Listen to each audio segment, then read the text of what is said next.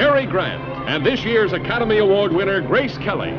Two exciting personalities who were made for each other. And now Alfred Hitchcock brings them into very close contact in this perfect tale of romantic intrigue, filmed on the beautiful French Riviera. We have a very strong grip, the kind a burglar needs. This is Foreign Correspondence, deeper into Hitchcock.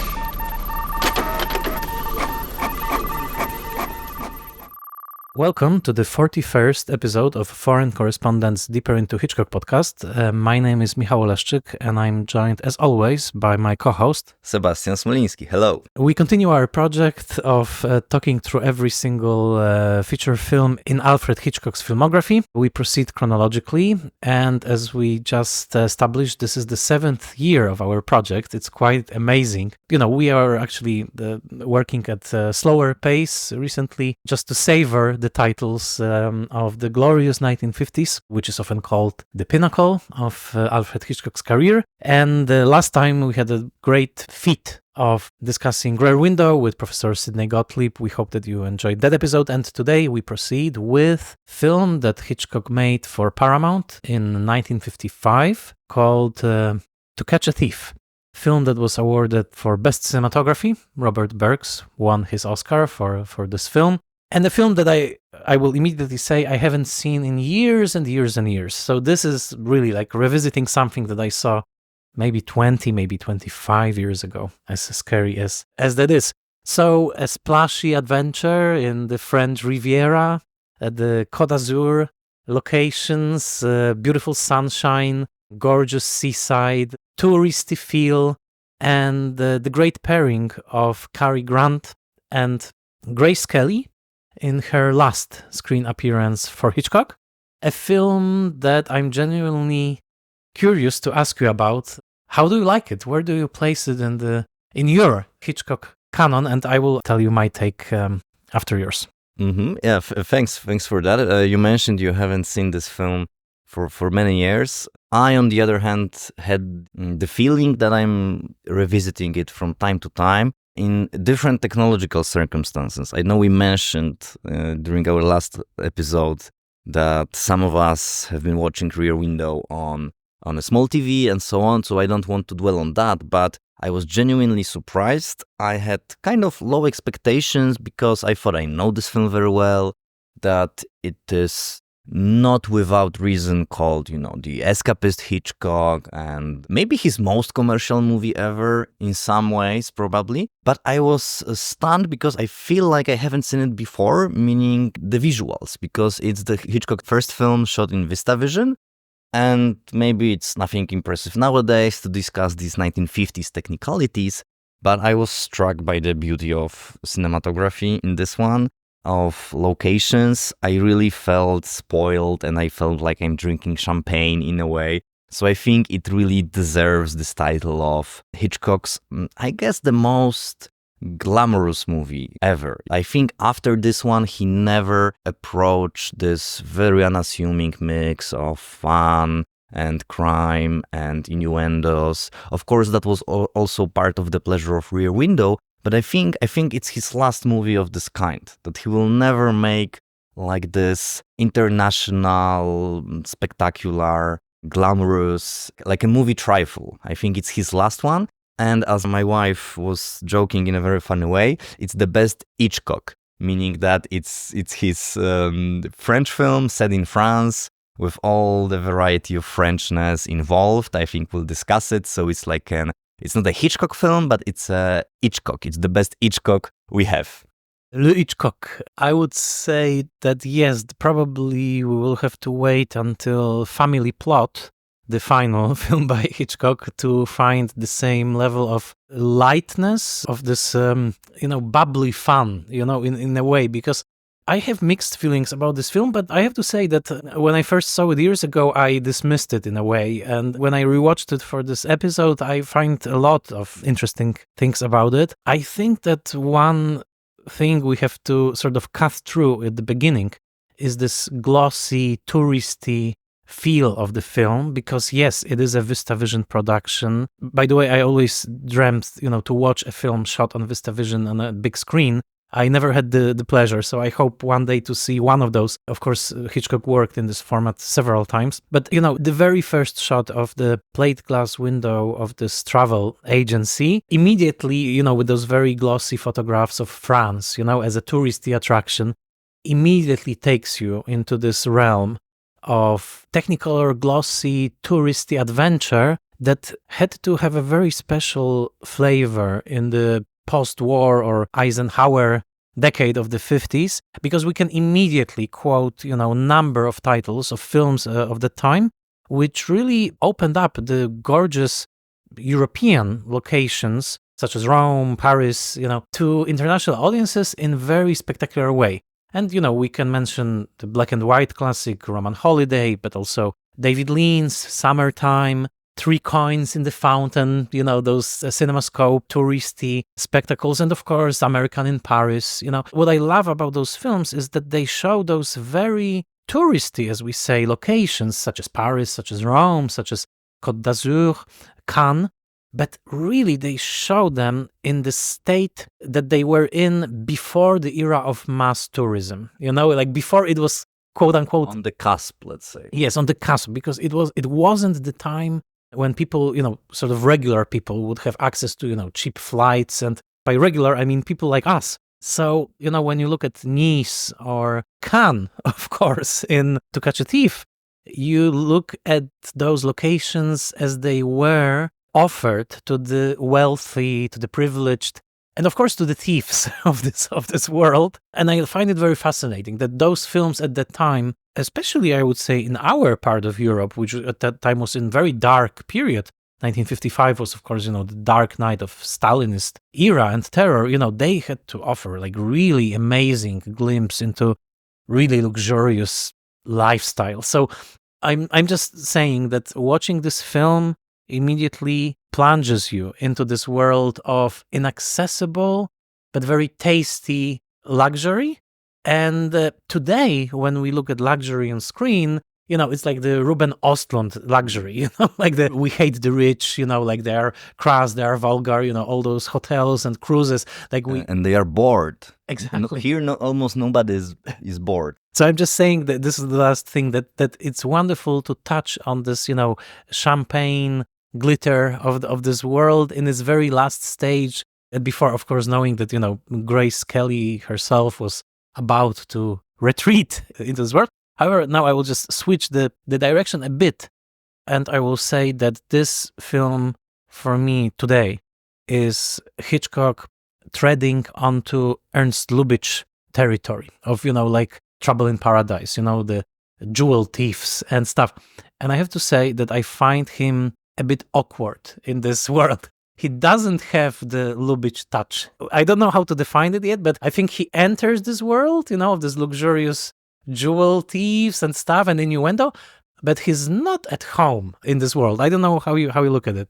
I totally agree. Let me just first comment on this international appeal of this movie, because I was a bit surprised myself, and hopefully I will surprise you. I mean, this is the moment when my research for my PhD, that is, of course, as all PhDs are, is in progress. But you are familiar with it, you're reviewing it, so you know it. I'm writing about US film criticism of the classical era, and now I'm going deeper into 1960s, 1950s. And I've read this book by Vanessa Schwartz. The title is It's So French, Hollywood, Paris, and the Making of Cosmopolitan Film Culture. And I just realized it like today or yesterday, wait, that this book is actually like a perfect context for To Catch a Thief, because it shows both the book and the movie, they show multiple and some of them not so obvious ways in which Frenchness and Americanness intermingle. Of course, they didn't start intermingle in the 1950s, but I've never looked at Hitchcock's film as a precisely product of these, let's say, tensions, these influences. I thought maybe one of the reasons he wanted to make a movie in France was because, the French already started to write about him and appreciate him. And I think there is even this anecdote that François Truffaut wanted to interview him on the set of To Catch a Thief, and he accidentally entered the pool and became all wet, something like that. I think that's the anecdote he shares. But apparently, precisely the titles you mentioned, like American in Paris, but also Gigi a bit later. Vanessa Schwartz describes these movies, that American Hollywood movies, which are fascinated with this a bit of a decadent fin de siècle French culture, and that they are a staple of the 1950s. And of course, To Catch a Thief is a contemporary one. But then she, in the second chapter, she devotes the whole chapter, like 50 pages, to the examination of the role of Cannes Film Festival, precisely fostering this, intercultural exchange as a kind of a way of countering the narrative that Americans were swallowing French culture. French culture was globalizing, which meant Americanizing, and, Americans were this tough force, and actually French were losing their identity. No, she says it's just one way of looking at that precisely this, push and pull between the French filmmakers, the organizers of Cannes Film Festival, and Hollywood filmmakers, which were always, since the beginning, invited to take part in Cannes Film Festival, that actually it produced the culture we know today, right? Even today, Cannes Film Festival often opens with a huge American movie. But what was the most surprising were the last two chapters. Just let me briefly summarize. So the chapter on Brigitte Bardot and her role in kind of providing this new version of Frenchness, which again is pretty obvious, but I looked at Brigitte Aubert's role in To Catch a Thief as like this proto-Brigitte Bardot, right? She is this French girl, and there are this like multiple jokes that she's probably more interesting. Yes, she's only a girl, but she's kind of available. She's French. She's more maybe European and maybe easier to get, let's say, right? There are these very sexual suggestions. So that's another thing. And the last, let's say, point of this book is precisely this idea of cosmopolitan film culture and these cosmopolitan film productions like Around the World in 80 Days, which precisely were like this, international endeavors trying to show the world in an attractive way. So looking at it from this perspective, like really Hitchcock enters this conversation, and all the conflicts we see in the movie, like between Grace Kelly as this American woman and the French girl, and precisely this idea of making this glorious movie in which locations are pretty specific, and you can learn a lot about these different venues, the Carlton Hotel in Cannes, all the villas. So yes, that's definitely Hitchcock like being part of this cultural force. But just briefly to comment upon your remark about Lubitsch, yes, and I think first shots betray him. This idea that he's not Lubitsch, and I'm not sure if he wants to be, but of course the women from whom these jewels are stolen are all like this almost ugly spinsters, elderly women. So like since the beginning, Cannes is populated by these elderly women who have a lot of money, who have jewels, but they are not, let's say, from the land of Lubitsch. They are not, and Hitchcock kind of makes fun of that. So there's from this very beginning, there's his kind of nasty look at women and money and so on. Mm-hmm. Exactly. The film opens with this middle-aged woman screaming into the camera. She has cold cream on her face, which, also makes her sort of quote-unquote unattractive. And some people pointed out that the first real Hitchcock film, The Lodger, also opens with a woman screaming and stuff. But I would say, in Lubitsch land, the loss of the jewels isn't a reason to scream. Like it's not a reason to enter into this hysteric state. It's like, it's a reason to nod your head, to comment, to make another move, to regain those jewels or something. We won't go into Lubitsch too much, but when you watch, especially Trouble in Paradise, because it's also about jewel thieves, the constant innuendo and the constant poise of the characters, like constantly bubbling, with this sexual tension, and the jewels are only, in the background. And it starts with this hysterical scream. Of course, I also want to mention the beautiful touch of the opening credits being a little bit askew, which means they adhere to the plate glass window of this travel agency, which means that the film itself is an attraction a little bit, like that he takes you on this trip. But for me, the central character of John Robie, the cat, and we are actually recording this in Sebastian's and Patricia's apartment, and there is a cat here, Peszek. Prowling. Prowling, exactly. He's a black and white cat, so he's not looking to be a cast in the remake of this film. But, John Robie, of course, is played by Cary Grant. And he is also from a little bit of different world than Lubitsch, I would say. But I will stop with the Lubitsch comparisons. I just want to say that for me, the central thing here is this middle-agedness of Cary Grant, because he's visibly much older than Grace Kelly. That's one thing. He's also positioned in a very ambiguous way as this neither American nor European. Actually, she comments that, you are like an American character in a British movie, which at this time, maybe also Hitchcock wondering a little bit, himself about his role in international film culture. But I would sort of try to attack the main subject of the film. He is a former criminal, reformed jewel thief who lives in this apparently celibate life in a very gorgeous location. He tends to his garden, right? But he's by himself. And he used to be a thief, but he redeemed himself by being a resistance fighter during World War II in France. And he was part of this bigger network of criminals who redeemed themselves by fighting the Nazis during World War II. And now somebody is, there's an imposter who mimics his ways of stealing the jewels as a cat. And, there's this danger that actually the old sins of the cat, of John, will catch up with him, and they will actually, destroy this new life that he has.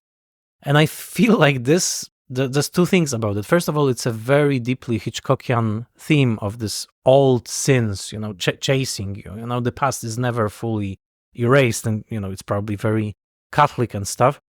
But the second thing is that, it's Hitchcock famously was denounced by many of his British friends, including Michael Balcon, for leaving the UK just on the cusp of the Second World War.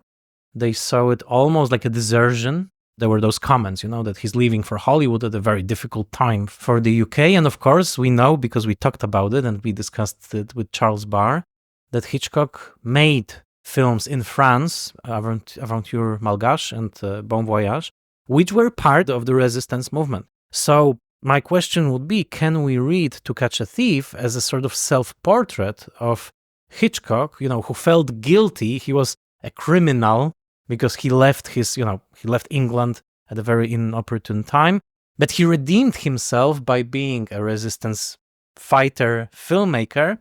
And now, he's in this very opulent place in his life. He has his wealth. He's a Hollywood filmmaker. He's at the pinnacle of his career.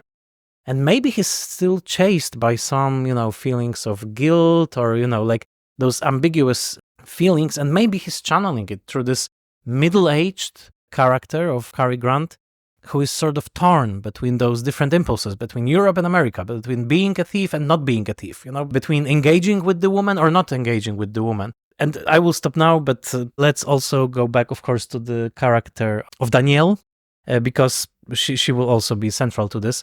So would you say that this, let's say, political theme is important in the film? Yeah, that's a great question. I didn't read it in such a, let's say, straightforward, coded way of Hitchcock reimagining his own biography. But this is the thing that also caught my attention. The level on which this subplot is like totally unconvincing.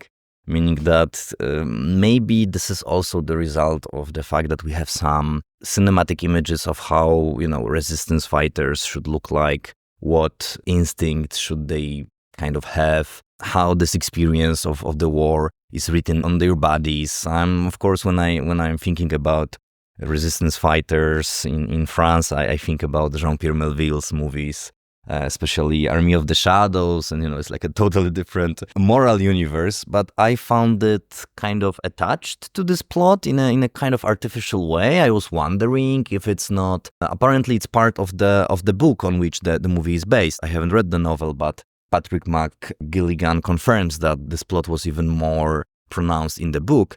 But I thought maybe it's part of this, again, cosmopolitan appeal. They want to have these heroes in France 10 years after the war as a way of, Hays Code way of maybe complementing the French resistance and France as a whole. But then, of course, the climax of the movie and the way the plot evolves, it shows you that they actually betray each other, which is striking and very Melvillian, meaning that we have this myth of French resistance, we have these decent people working in a restaurant, but our protagonist's good friend turns out to be, if not a murderer, then somebody who betrays him. So it turns very sour. I think in an unintentional way, it's not a mystery that script is and was kind of full of holes, remade on the set and so on. So I found it pretty unconvincing, and also Cary Grant as a French resistance fighter is for me something I just cannot imagine, because, when you think about it,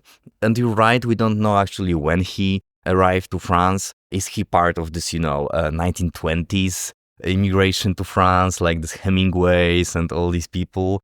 And then if he was a thief before the war, then he's like a Jean Gabin character.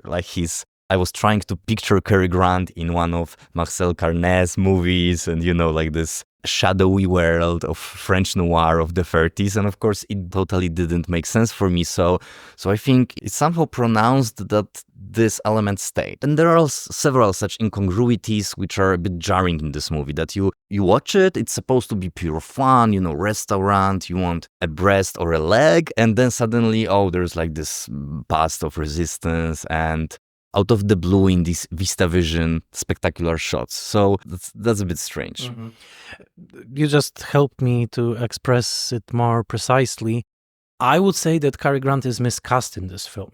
This is the problem for me. And it doesn't make the film less interesting. It's just, I remember now the first reaction I had many, many years ago when I saw this film. When I first saw Cary Grant in this, like a deep blue, like shirt with this red, undershirt, it looked really ridiculous. The idea of him as this even like adopted Frenchman, because he always between, his appeal was in being this British American or American British, between those worlds. There was accent you cannot really place. We know that, he was Archibald Leach and stuff, but, he was always from the Anglophone universe, for me, even from Screwball universe, and of course, Bring a Baby, but never French, he was never French, even like an adopted Frenchman. So for me, it's a little bit maybe of a miscasting of something really odd at this heart of the film. But even odder, I would say, is his relationship with Grace Kelly and with the mother of her character, who is Jessie Stevens, right? Played by Jessie Royce Landis, because this is where this film is really strange in interesting ways, I would say. The courtship between Grace Kelly's character and Cary Grant, this sort of, she kisses him on the mouth, like on the very first night they meet, she's in a way even more inviting than this French woman, she's very outright like this nouveau riche American Henry James's, character, but moved into the 1950s, so sexually more liberated. She's, of course, gorgeously dressed in, Edith's Head's costumes. But then I have to say, watching the scene in which she basically almost like, tempts him into this passionate night of kissing and more with the fireworks in the sky, he very clearly says that he's not very much into this, she said, just imagine those jewels, behind the window. Don't you want just to smash the window and take them, it's a very, very strange scene of sexual seduction, but almost like there's a violent element to it, but he's unwilling, to enter into it, but she's like really pushing. And then there's this one cut, and we know that the jewels are stolen. She enters the bedroom and she's like, how could you, and she switches from this very, Grace Kelly-like, almost angelic, seductive presence into this like harpy, she's extremely angry at him. She's more angry at him than her mother, who actually says, it's good that you slept with each other, she's very happy about it. I didn't know. I'm at a loss how to interpret this. It's a very strange moment. which basically shows the two faces of this female desire. You know, the one hand, it's all this very, very refined seduction, almost on the level of French erotic poetry. And then she suddenly switches into this, you know, scorned woman. Why does she care about the jewels? She said that she doesn't like the jewels, you know, she doesn't like anything cold touching her skin, she said. And suddenly she's like hysterical, you took it. So I think there's something going on here, like psychosexually, but I cannot untangle this knot. I have some ideas. These are great questions. And when I mentioned that I think there are some jarring elements, this is precisely these points. There's something off in this relationship. My argument would be, if you were to ask AI generator to write a paper, commodity fetishism and To Catch a Thief, that could be a great paper, meaning that it's striking in how many ways you can kind of note down the moments when there's like this notion of exchange, of value. You know, it's a very Marxist film in this regard. They discuss it all the time, you know, the very theme of jewels, a bit like in Trouble in Paradise, right? Like this idea of exchange, of like some kind of stealing also. Yes, this whole conversation about towels, stealing towels from the hotel, which he has with the insurance agent. And he's like, basically all property is theft. Exactly. Maybe it's, again, like big claims, but maybe it's his most Marxist film in this regard, that it's really all about that. And the insurance agent is like a great performance by John Williams, by the way. So I totally agree, this is strange, but to answer why she screams at him, I would like to go a bit earlier, because the first time we see Grace Kelly, actually the first time is on the beach when she's not even introduced. So this is also striking, because I feel that in many regards To Catch a Thief is like a sequel to Rear Window. I mean, for example, because of Grace Kelly, but also because of this opening image of the window. Rear Window also opens with a window. So like we have like Hitchcock again pairing with Grace Kelly, and the first time we see her on the beach, she's not even a character yet, right? But she's still striking. But the first scene in which we see her, and the scene in which Cary Grant is marvelously insensitive to her charms, he doesn't really care. He's focused on the mother. On some level, maybe he knows that the way to get to her is through the mother and so on. But she looks like a teenage girl. I mean, this is also striking how her look changes. In Rear Window, she's always fabulous, glamorous, and then she takes some risks, but she's a woman. Right? And in this film, even Cary Grant comments that, well, to the French girl, you're a girl and she's a woman. But I think it's a gradual process, how she becomes this, her position in the narrative raises. And then even she's the one at the end who is scheming that this insurance agent should pretend to be John Robie. He says, oh, that you had a good scheme. So like in this sense, it's like a bit of a dynamic, cliched, but a dynamic character. And the scene you mentioned, I think it's striking because I read it in the way that she thought they had a fair deal. That the deal is that they have sex and he gives her, you know, this myth of a robber. And then suddenly she realizes that she was kind of taken advantage of twice. Maybe not twice, but that the deal didn't include that. And then she wakes up, they had sex, which is so obvious, and then she's mad because that was not part of this exchange of value that's how I read it. That's why it's so strange. But you know, this is exactly why, you know, a psychoanalyst would have a field day with this film, because by a strategy of editorial elision, of avoiding showing like even a brief post-coital moment as coded as it would have to be in an American film of 1955, you go sort of straight from this, you know, moment of passion into this moment of hatred. It's one scene is like literally, I love you, like let's kiss passionately and stuff, and then it's like I hate you, you know, or because there is no fun anymore. The fun was of going to that point, but after that point. Yes, but are we still talking about the jewels, or are we talking about the inevitable element of disappointment in sexual encounter? Yes, I think the latter. I think that's the case, you know, that jewels are really like only an excuse. I think this film, and this is why, for all its bubbly and sunny exterior, I think it touches about something very dark, you know, like inherent, as Freud teaches us, in sexual encounter, that there is always an element of disappointment, anger, of this coldness, like this sort of post-orgasmic chill, that one moment it's the fireworks and then it's this coldness. And she says, I don't like cold things touching my skin. So she may refer to the jewels, but she may also refer to the cold lover who is, spent, and now, he's no longer attractive. For me, it was actually shocking because I didn't remember it at all. And I was watching it now and I think like, oh my God, this is really like a very Freudian moment of this, like, they just had sex and her first like impulse afterwards is to turn against him, It's almost like some insects, that the female afterwards, like turns away or, even eats up her partner. I think this is a very deliberate post-coital moment in this film. That I totally agree. And you mentioned that we may read John Robie as a kind of the Hitchcock story on this level of imagination and resentment and hurt feelings.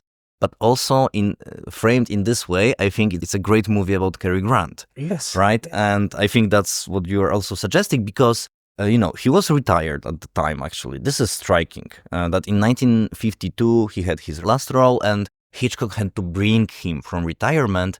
And this element that I think you're kind of describing, that he's in a way objectified because he becomes, in the scene, he becomes the object. I mean, this young girl had fun with this mythical lover who maybe wasn't up to the task, but this is not the only scene in which he is the object of, of desire and so on, which totally contradicts also the whole theory that Hitchcock was only like the fetishist of, female bodies. Not in case of Cary Grant, who's like totally, let's say, objectified, fetishized, and who also wears his own clothes. He made his own wardrobe for this movie. I mean, not made, but he just used his own clothes. That's also McGilligan describes that Edith had took care of all the others, but Hitchcock wanted Cary Grant to appear, he trusted his choice. So suddenly, like this man who played in so many comedies and so on, and what Colin Kael beautifully describes as the one that kind of can't be had or it's difficult to get him. Like this is also the story about him, and it has this sting. I totally agree with you. This element that maybe he's past his prime and he's only the myth. He's this like mythical robber, but actually there is disappointment. Yes. And I would say, and I'm not saying that he didn't perform sexually in this, whatever happened in the bedroom. I'm saying that it's inevitable. If you fuck Cary Grant, your first thing has to be disappointed because he can never live up to the myth. He can never live up to the fantasy. And the interesting thing is that it would make total sense, narratively, emotionally, sexually, if he ended up with the mother at the end. Because the mother is actually witty, she's like profane, she loves good drink, good booze, presumably good sex. She immediately recognizes him as this super attractive guy. She bursts out laughing at his, like this moment in the casino. I could totally see them as this like, middle-aged hot couple. Like they would have amazing sex, I think. But the logic of the fantasy needs this introduction of this mature daughter character, with Grace Kelly. And I think this is the strangeness at this sexual politics of this film, that really when of course in the last shot, she says, oh, my mother would love it so much. And he's like worried, that, oh, the mom is coming. But why is he worried? I would say that he's really worried because he knows that the real chemistry is between him and the mother. And it's also very strange because I was watching it and I don't know if it's sound mix, but I was struck by the moment when Grace Kelly and Cary Grant are talking in a car right after the funeral of the fake cat. And, they have this strange exchange about love and relationships. And there's constantly this Latin mass going on in the background. There are those Latin phrases from the Catholic Mass. And I thought, oh, this is again, Hitchcock working with his Catholic obsession, because they are actually talking about love, about marriage, about stuff. It's their most serious conversation so far, without any pretense, because, there can be no pretense after there was sex and there was death. So now it's like they are talking openly. And in the background, there's constantly this priest talking in those Latin phrases. And actually, at one point, we can even hear like, Amen, saying. And I think it's very, very deliberate that Hitchcock shows them as this possible marriage, right? There's this possibility that they may be bound by ritual of marriage, but also that there's this push and pull between them. But my thesis is that Jessie Royce Landis is a fantastic Hitchcock woman. She's really attractive in this film as this sort of middle-aged woman who is sexually valid.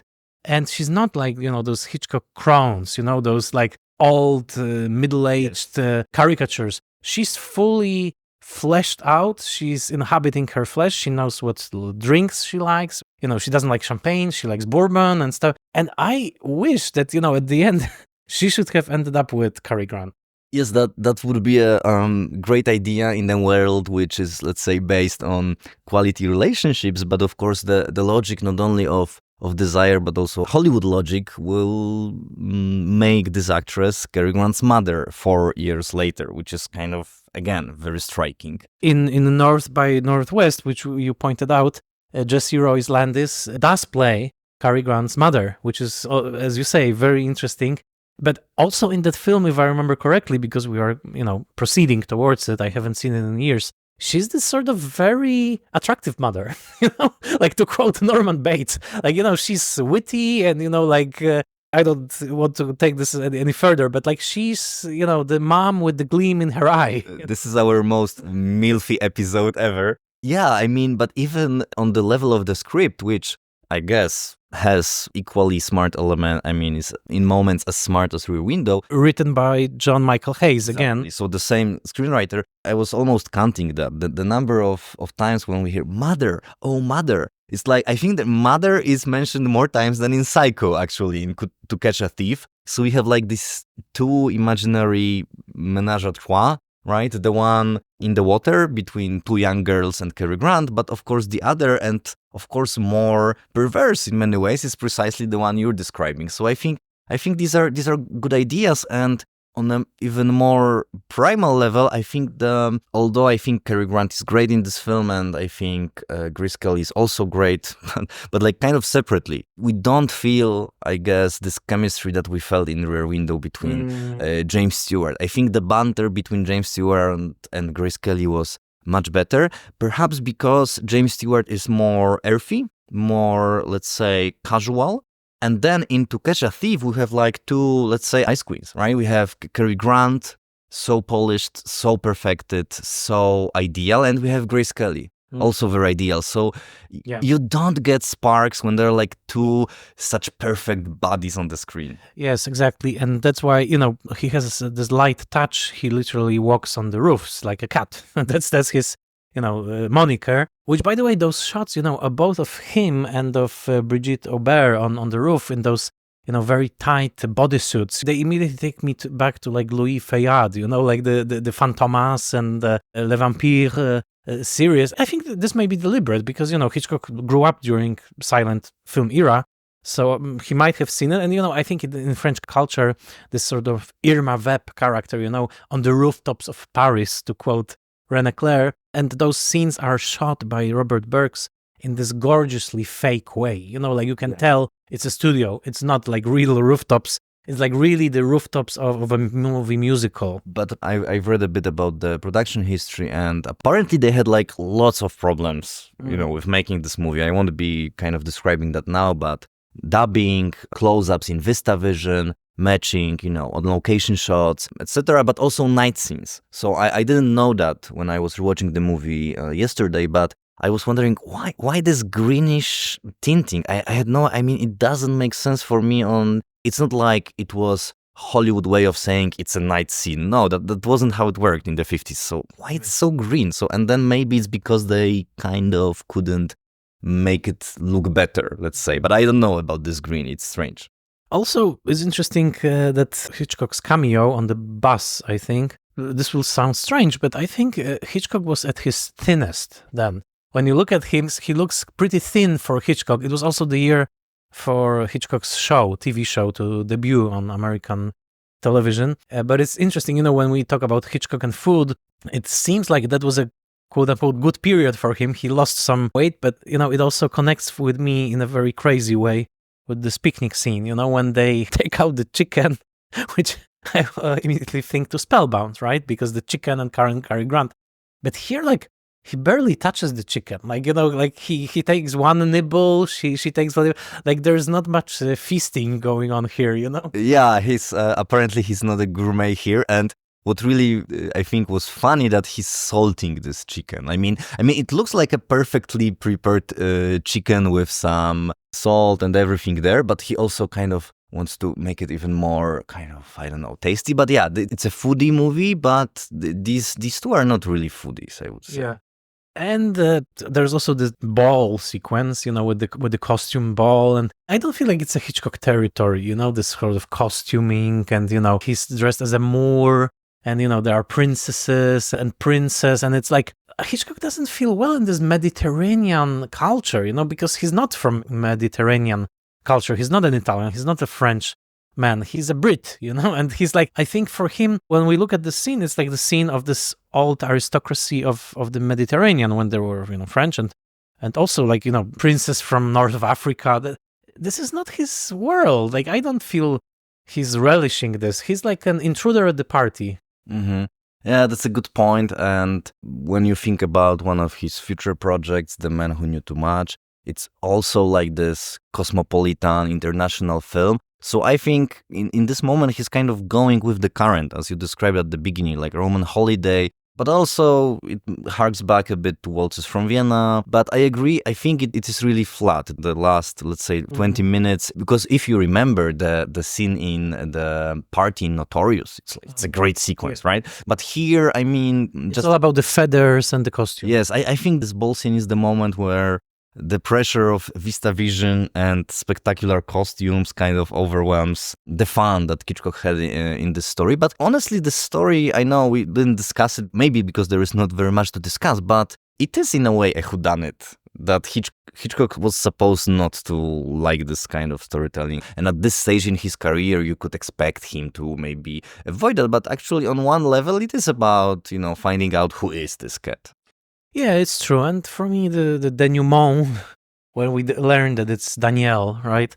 I don't know. It feels like a disappointment a little bit, but of course, it also feels like a Scooby-Doo episode, like, oh, she was there in the background, and now, of course, it is her. Also, I think like she looks a bit like Alma Hitchcock to me, like, this like a little bit shorter woman, like with this darker. I don't know. Maybe I'm reading too much into this, but I felt like, oh, this is like Alma, like behind the scenes, like she's really running things.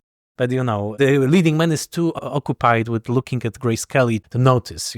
But actually, Bertani, played by Charles Vanel, who was dubbed apparently, and it's like this convoluted story of an actor without a voice. It's Monsieur Bertani running the show, which is, again, as I mentioned, I think it's like this very sour note about this whole unconvincing resistance subplot. This will take us later on in Hitchcock's oeuvre to Torn Curtain and to Topaz, this Cold War element, that the Cold War world is not as perfect as, the resistance fighters wanted it to be. Yeah, but just one more sentence, because we'll be coming back to that. But I think these shots of these random, not distinguishedly looking men following our character, like this is like pure Cold War grammar. Mm-hmm. And I think it starts somewhere here. I don't think it's in, maybe a bit of that is in, I confess, in the atmosphere. But of course, in The Man Who Knew Too Much, Torn Curtain, North by Northwest, we'll be getting more of that. Hitchcock will be more and more into this Cold War paranoia, but I think it's here on the margins of the, let's say, narrative. There are several such men who are just, looking at him and following, and it's supposed to be some kind of conspiracy and whatever. In the flower market and stuff. Yeah, I have just one more thing. I don't know what to think about it. There's this famous shot in this film where Jessie Stevens, the mother of Grace Kelly, in the morning, in this Carlton Hotel suite, she's smoking a cigarette and she extinguishes the cigarette by putting it into a boiled egg. I mean, actually on a poached egg on a plate. And there's suddenly this very striking close-up, of the cigarette being literally extinguished in the yolk of the egg. And I read somewhere that it's actually a visual allusion to Salvador Dali, that he had a painting like this, but I didn't find of this, like, cigarette sticking out of the egg on the plate. I don't know how to read this. Is it just a pure visual joke? But it's strange. I never saw anything like it in any smoking scene in the world. I don't know if it's comment on her fertility or lack of fertility. I don't know. It is a pronounced moment when she just takes the cigarette and she sticks it into the egg. I remember it. I've read it immediately as a sign that, she's a coarse American woman, and she just doesn't care. So like Americans are, kind of primitive, and they do such things with They eggs. pick out the wrong fork at the table. So they don't make quiche out of eggs, but they kind of, but of course it's also phallic and a bit of a maternal symbol, if you want to read it that way. I mean, egg can be rendered feminine, but also let's remember about this egg that is splashed on a window in a restaurant, right? So like this Easter eggs are here. Yes, the former comrades of John Robie, throw an egg at him because they see him as the traitor. If he goes back to the life of crime, they will be implicated as well. I don't know what to add. I think it's still fun. It's a bit weird. I would say it's sometimes awkward a bit for me. The casting of Cary Grant, the treading of the Lubitsch territory. But on some level, I find it also a very attractive film. Those shots of the winding roads, of, the Côte d'Azur, the helicopter shots. It's a strange film where, Hitchcock is looking for new things. He's doing a very commercial project, as you said. But on the other hand, like, he's probing some interesting territories. And I would just say that in the last shot, when they finally hug, and she says, my mother will love it, there's also a church bell tolling in the background. So that connects to the scene with the Latin Mass.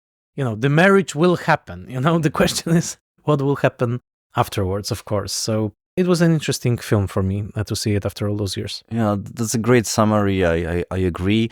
But also I'm happy that Hitchcock will choose a bit of a different path. Because I think we may look at it, you're right that he's looking for new things, but as 1950s cinema will progress towards more spectacular and, if you want, you may say, more empty spectacles, Hitchcock could also go that way, but he doesn't. That's great for us, because thanks to that we'll have Vertigo and Psycho and so on and The Birds. So maybe there was never such a risk, but I think this movie is like on the verge of becoming this like precisely cosmopolitan confection in a way. And the last point, North by Northwest is routinely, cited as this prototype of a James Bond movie. But I think in terms of style and visuals, this is the most Bondish of Hitchcock's films, precisely because these locations and this glamour is so over the top, right? It's, fast cars, beautiful girls, casinos, if there's even a scene in a casino. So for James Bond buffs, I think this is the closest Hitchcock would ever get to this, like stylish evening dress kind of movie. Well, he will have James Bond himself in his film a decade ahead in Marnie, but this will be a very, very different story. That was great. It was nice to revisit this film, and we hope that you liked it. If you like this conversation, please rate us on iTunes, please subscribe. We also have a Facebook page, and, we are slowly making our way through the filmography. There's a lot of fun ahead. And before I will close this episode, we also want to thank our editor, because we are recording this, but actually we want to really, really thank her for the amazing job she's doing. Natalia, thank you very much. Thank you, and hopefully see you again in what will be the 42nd episode of Foreign Correspondence. Deeper into Hitchcock.